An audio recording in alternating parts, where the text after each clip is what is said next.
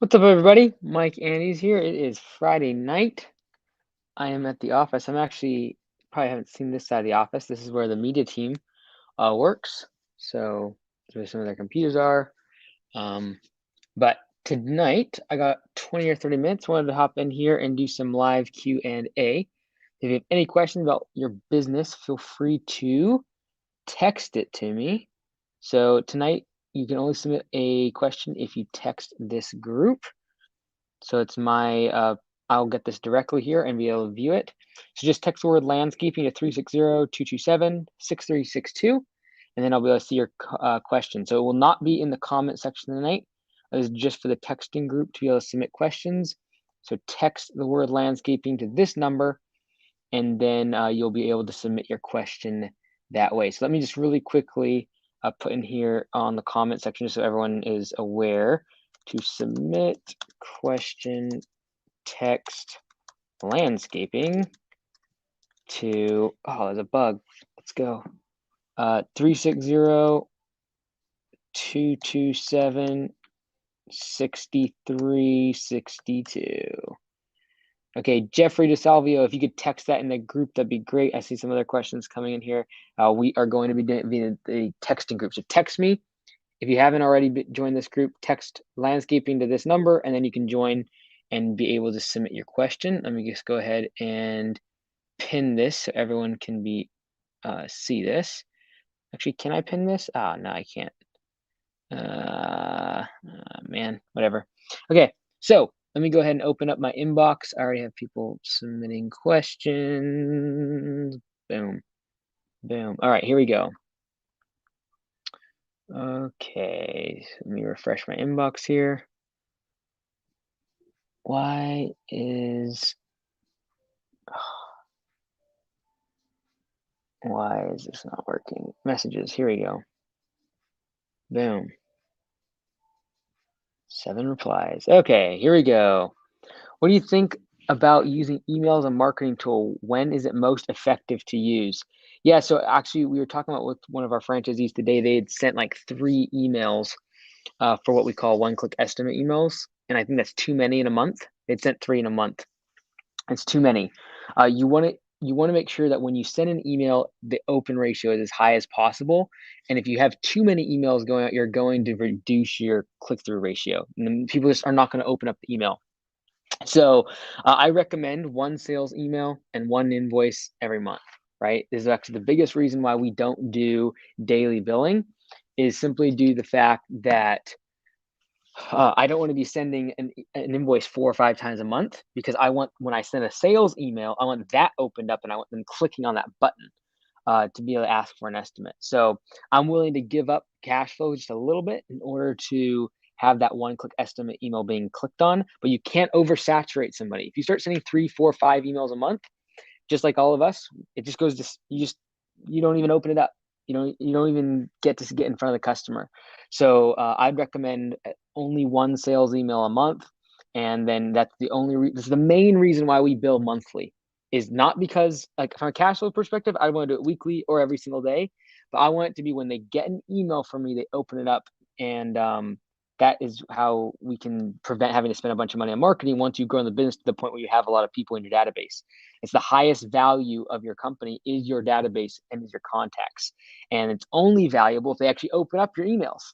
So, all right, it's Friday evening. Got to keep the energy high. Let me go ahead and, again, if you're just joining, whoa, I got way too many questions coming in. Okay, here we go. Do you price snow removal the same way as lawn prices per man hour? We do it usually either by the push, or we're going to do it by the season, depending on how frequent our snow plowing is. If you have a lot of snow plowing in your area, typically by the season is going to be a lot easier. Get someone on a contract. Otherwise, we're going to do it by the push. And that push price is going to typically be based upon an hourly rate. And that hourly rate is going to come from the fact that you know your setup is, in terms of if you have a skid steer or a truck mounted snowplow, etc. What are the minimum charge you will send your crew out for bed maintenance?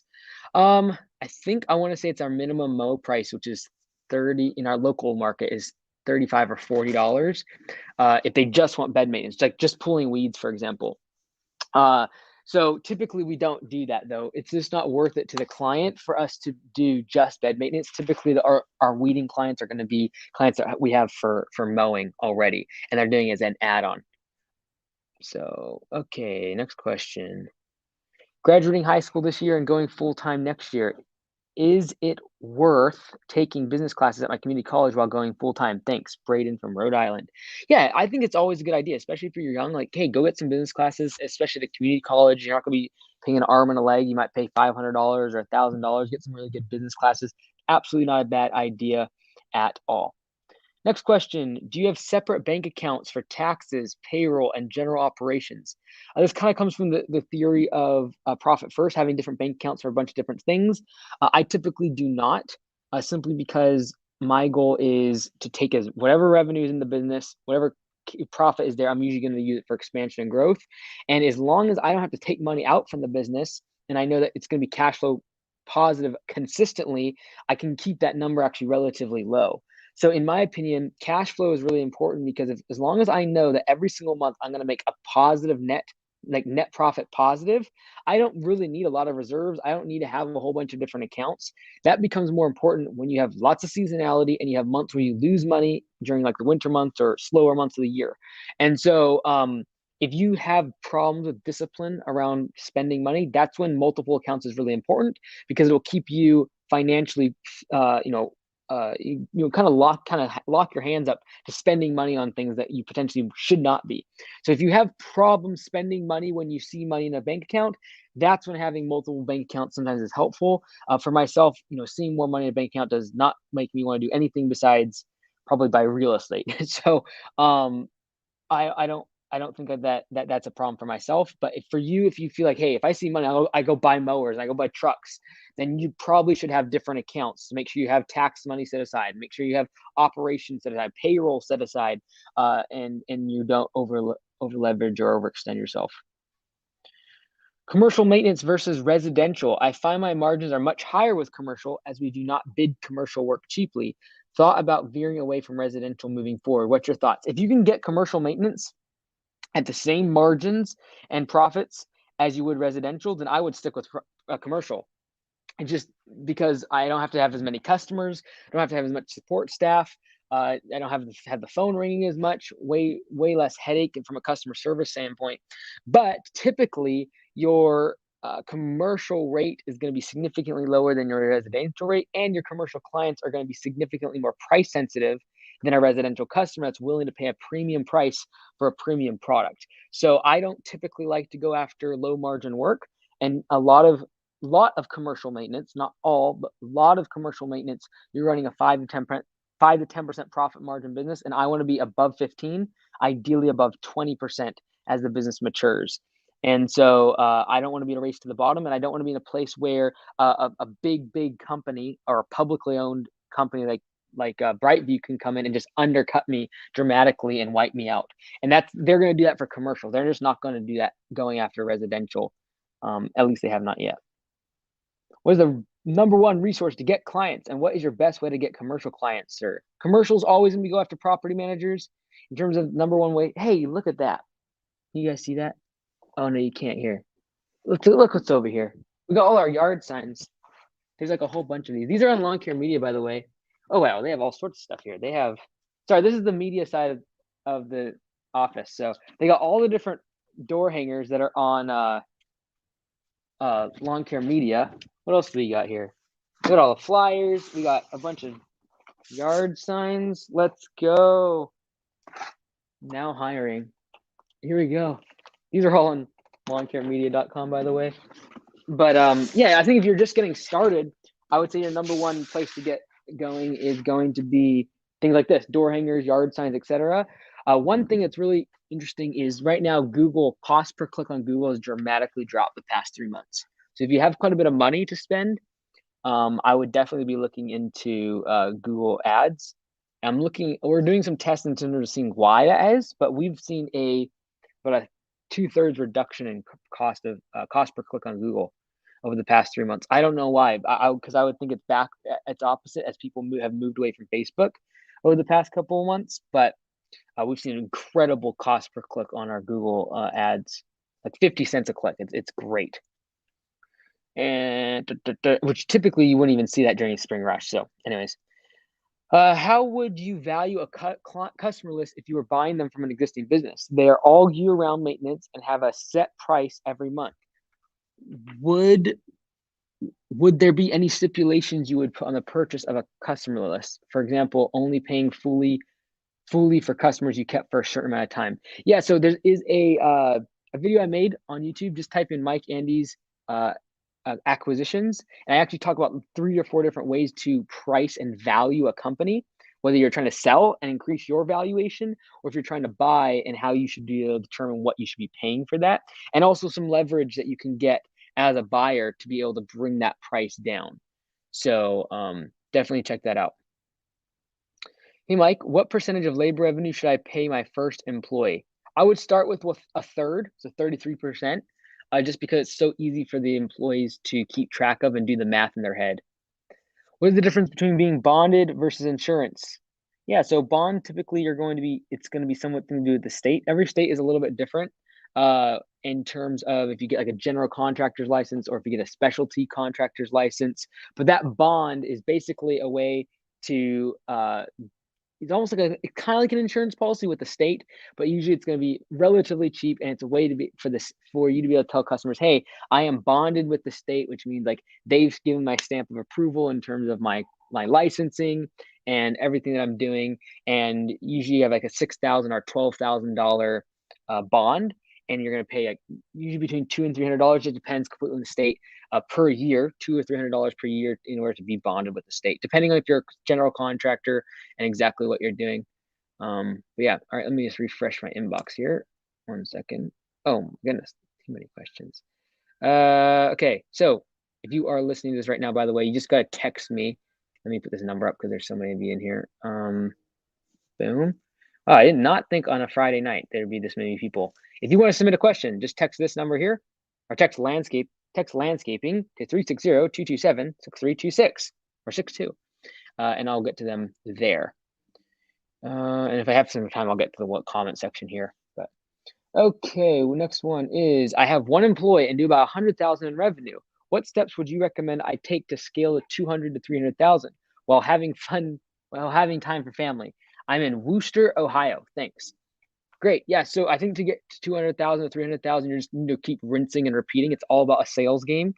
To get to 200 to 300,000 revenue, you're going to need another truck. You're going to need another 2 employees to get to that level.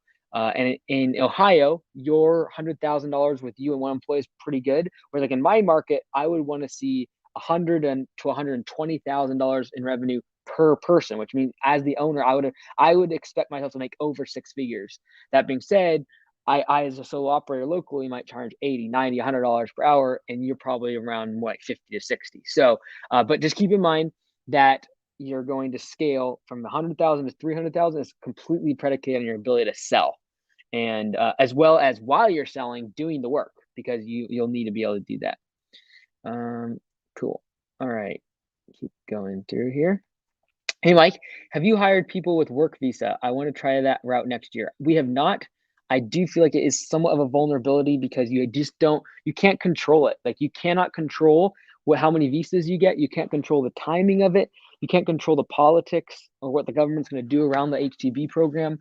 And so personally, I don't want to have that vulnerability. I'd rather pay a little bit more and hire people that are local and that are legal, so that way I can have a dependable workforce, which I know is not easy. I know it's extremely difficult right now to find people, but I would say, like, if you have capital right now, I know it seems extremely counterintuitive, but I would recommend hiring people right now. And we hired 3 people this past week at our local shop. And literally in the ad, we are like the title, I think they put in everything. I think is either the title or the first line. It said like, if have you been laid off from a construction or landscaping position? And if you are, we're hiring right now. And we're going to give you hours during the winter. And so if you have some capital and to be able to do that without, losing a ton of money over the winter, I would recommend doing that because there's people getting laid off. And if you do snow contracts, like that's a big reason why one of these, we do snow, even though it might snow once or twice a year. I want to keep my crew busy during the winter so I can pick them, like we have just now, pick up brand new employees keep them busy throughout the winter, and then be able to keep them as we head into spring rush. When it's going to be next year is going to be the hardest, bar none, spring to find employees. At this conference that we're doing in January, we're going to talk a lot about hiring. Not just methods like finding new applicants and things, but like, okay, once I get someone in, how do we actually make this where the people stay longer? Hiring people from Gen Z is a completely different ballgame than it was 5 to 10 years ago. It is totally different. 2020 and 2021 has changed the game of how employees think, and you have to adapt, right? The old mentality that I used to have and that many of us as owners have had, will not work in the next couple years of hiring. It will not work.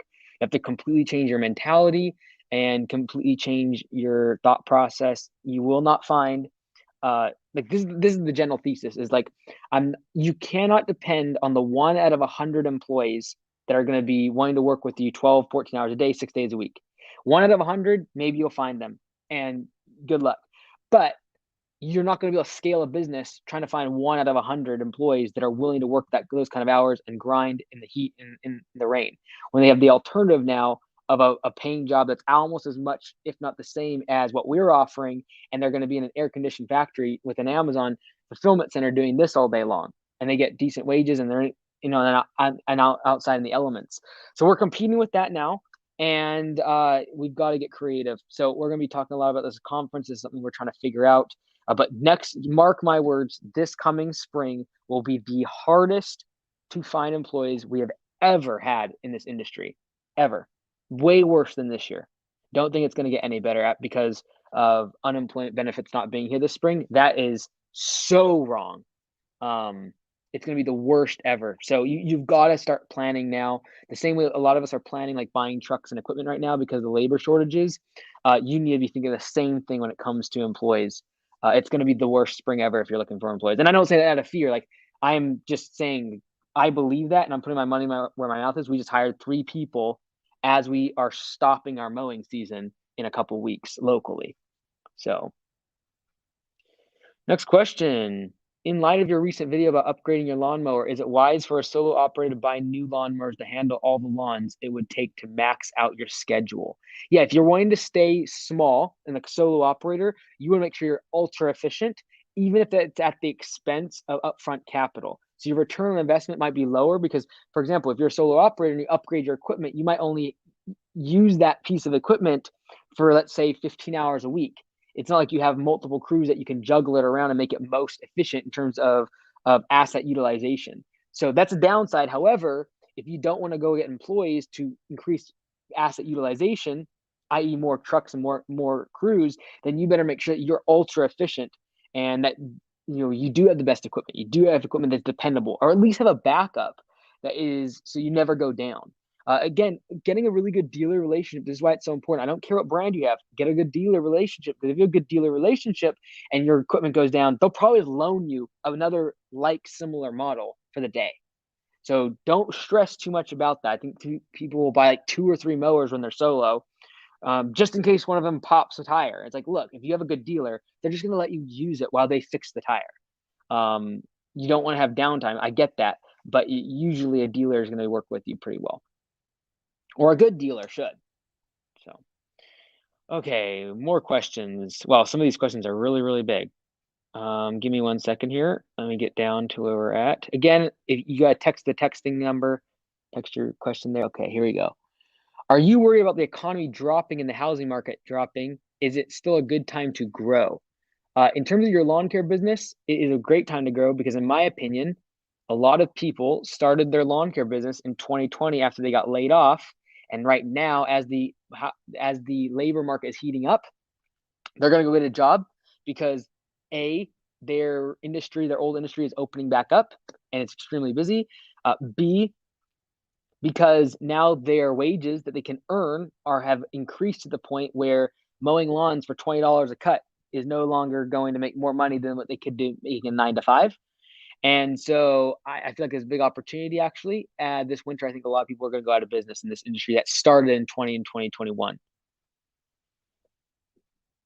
Hi, Mike. We need to provide off-road Machinery gas usage only. Do you keep track of your off-road gas usage and how? Okay, got it.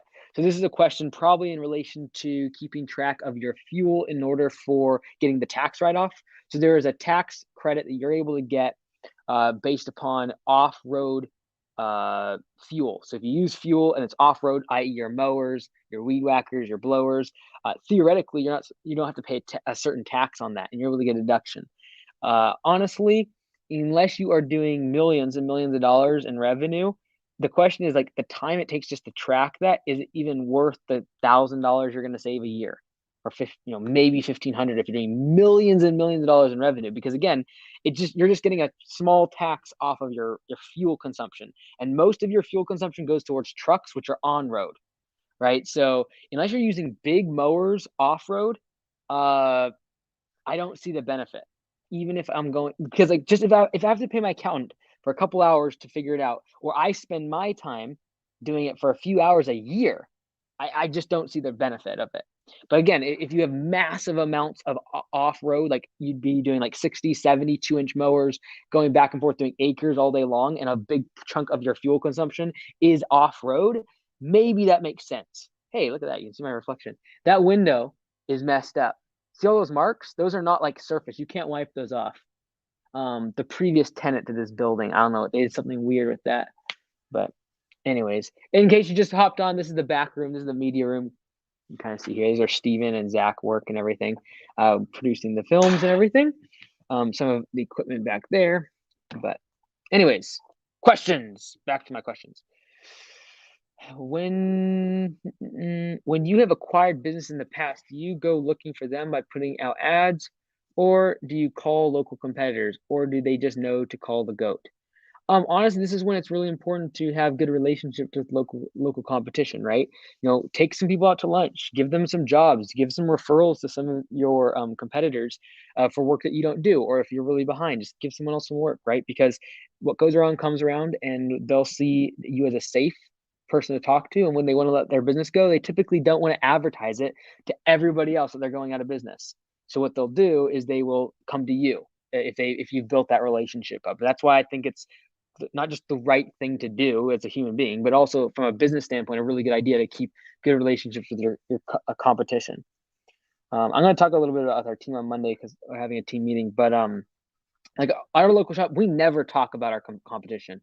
Like I just think it's hilarious how people look at their competition all the time when like there's just no shortage of work. But more importantly, it's like, why would I compare myself against Bob's Lawn Care and whatever lawn care landscaping company around me? At the end of the day, if you can keep good relationships with them and they end up going out of business, they're going to come to you first and you're going to get the best deal. If they start advertising it, they don't like to because it's embarrassing sometimes to them, as well as they don't have to go through the headache of like putting on the market, putting all their financial statements. They're going out of business, typically not looking good, very good financial statements. So you save them that hassle by having good relationships and then them turning to you first. I got a text. Sean Spencer texted me. That's hilarious. Okay. Let's see here. How do you move up on Google listing? We were on top of the list a few months ago, and now we're 10th. We try to stay busy on Google and Facebook. Yeah, try to keep your listing updated with photos. Most important is your Google My Business page, keeping that updated, making sure your service areas are correct, hours are correct, your links to your website are correct, as well as Google reviews. That's the number one way. Mike, you should give me a call. Okay, I think I know who that is. This is a really long question. After 18 years in business, we have decided to change our business model. With our inability to hire workers to operate our mowing crew this year, we have decided to cut back from 5 days per week mowing to 3 days next year and focus more time on our more profitable work like fertilization and weed control, mulch, core aeration, overseeding, landscape installs, and sod installation. We had 4 guys this year, and now it is myself and one other. We have been trapped with weekly recurring mowing and can't get to the work that really drives the needle. We want to cater to the customers that sign up for multiple services with us, and if there's availability in our schedule, we would offer one-off landscape installs and sod installation to the general public. What are your thoughts on reducing our mowing service, especially the customers that do not sign up for other services? Man, I would not recommend that personally. what I would recommend instead of that is raise your prices to the point where maybe you lose half those mowing customers, but the ones you keep are so massively profitable that you can go afford to pay someone a higher wage and get them to come work for you. Because you're basically, when you let customers just leave, you're basically leaving opportunity on the table. Like maybe right now they don't get landscaping from you. Right now they don't get core aeration from you. But what's to say they aren't going to in 3 years? And so, what's to say they're not going to ask you for a $15,000 hardscape install that you can make a bunch of money on next week? So I'm not a huge fan of this. If you want to stay larger, like it seems like you don't want to grow small, like go small, and like it doesn't sound like you want to be just you and one other employee. If that is you want that, then obviously raise your prices and restrict services like you're thinking. But if you want to stay larger and keep growing your business, I would say, hey, just double your, like maybe not double, but like 30% increase your prices at least for mowing. Then be able to afford more to pay those people that are mowing the lawns, right? So like at our local shop, month to date for November, let me actually pull it up 1 second. I actually show you guys this 1 second. This is pretty cool. Oh man, no, I can't because it's gonna have people's names on here. Give me 1 second. Let me see if there's any way I can block this off. Give me 1 second. I'm just looking inside of our P4P software. 1 second. Let's see if there's any way I can share this with you without showing people's names. Man, I can't really. Let me see if I can move this over. No, sorry. I was gonna show you our P4P software. Man, here, let me see. Actually, I can do this. 1 second. I'm gonna cut off the bottom of this page, and I'm just gonna show you. Here we go. Let's see here. Let me share the screen. You're gonna see the average amount that our guys have been making in November. The average. Let me share this. Let me just make sure that I'm not sharing anyone's names. Give me 1 second. I think this will work. Let me just make sure. Let me pull this out. Give me a second. Sorry. I just got to make sure that when I do this that no one's names are shown on the why is this not working? Cancel. Man. Sorry, it's frozen up my screen now. Give me 1 second, guys. I want to show you guys what we're making on average in terms of P4P at the local shop. And show you this. And I should be able to, but it's not letting me cancel. Okay, I'm gonna hop back into this. You might drop me for a second, but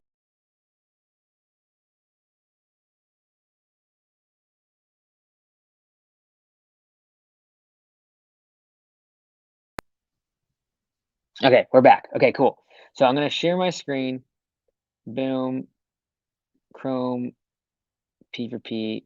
Okay, so this is inside the software we have for P4P. You can see here the average per hour is 23.77. So boom. And so the 23.77 is what we're charging on using P4P. A year or two, probably 2-3 years ago, that average would have been like 21 or 20. And so you've got to keep raising your price to the point where you keep employees wanting to come. I'm very confident that the average landscaping company in our area cannot pay their employees $24 an hour because they don't have P4P. And so it's not to say that we are better, just a matter of you've got to make sure that you can pay employees what they need to stay. Some of our highest paid employees in November made above $30 an hour mowing lawns. They weren't even doing projects this month. So it's a matter of you've got to make sure you have the economics to keep employees. And so if you're trying to think about cutting out mowing, what I would ask myself first is, do you want to cut out mowing, or do you want to raise the price on mowing to the point where it weeds out other customers, the lowest paying customers, and then you keep the customers that want to pay that premium price and therefore are able to pay people more to work and do the mowing. So as we raise prices, because we're giving a percentage of labor revenue to the employees on P4P, as we raise prices to the customer, the employees are also getting a quote unquote raise. They're getting more money. And so that's why P4P works really well, is as you raise your price and your costs are going up, the employees also make more money. So if they produce a good service and we're able to keep more customers when we raise prices, it's a good thing for them. So it's a win-win for everybody. It's like, hey, we've got to raise prices to cover costs because of inflation. By raising our prices, you all are going to get more money. So they actually want us to raise prices because they'll make more money. And that's why over the past couple of years, the average has gone up like $3 or $4 an hour. So that'd be my 2 cents. Okay, more questions here. With regard to pay for performance, P for P, do you have multiple person crews? If so, how does P for P work when some folks work harder than others? It's a great question. We talk a lot about this landscapebusinesscourse.com. And the bottom line is this is exactly why you need P for P, because typically what happens is you got a crew of, let's say, 2 people. One person does 80% of the work on a project. The other person does 20% and just like bums along. And this person makes literally like $2 per hour less than the person who's just kicking butt all day. So what P for P does in this scenario is the person who's working really hard is going to self-police this person and let you know that this person is being lazy because they don't want to work with a lazy person. The most demoralizing thing for an A player is to work with C players. All right. What you want is you want it to be where if there's someone who is slacking off and slowing everyone down, they don't want to work with them. And that person will get pushed out of the organization. And so, yes, you might have a little bit more churn because you find people, they work for a week and no one wants to work with them. But you're going to retain the all-stars because they can make more money. All right. So it's not a perfect system, but at the end of the day, by having 2 people that are unequally in terms of skill, this person must match this person. They've got to like work harder. They've got to learn skills better. They've got to learn from this high performer. Otherwise, no one's going to want to work with them. And I'd much rather have a self-police system than one that I have to micromanage and always be breathing down everyone's neck. So, all right, guys, I really appreciate you. Thank you for everyone that has joined the texting group. And that's how the questions were submitted tonight. So maybe if you just got on, make sure you text the word landscaping to this number here. And then occasionally I'll hop on here and do just a live video using just the questions from there. I appreciate all of you so much. Everyone that's joined lawncarebookkeeper.com. Really appreciate you guys, as well as Lawn Care Web Design, Lawn Care Media, and landscapebusinesscourse.com. So just so many of you have supported us so much. And this back area with the media side is where they will be editing new versions of Zero Turn. We have our first Zero Turn episode that we are going to be shooting out in Seattle, Tacoma next Friday. And then we have a series of 5 more episodes coming up in Texas at the end of November. So Zero Turn is going to be really, really cool. And all the those of you supporters with Lawn Care Web Design.com and lawncarebookkeeper.com and lawncaremedia.com and landscapebusinesscourse.com. That's what this is going towards, is allowing these guys to get out there and shoot some really good content for you guys and learn from a lot of other people in the community. So thank you all so much for being here. Have a great rest of your weekend. Thanks for hanging out this Friday night.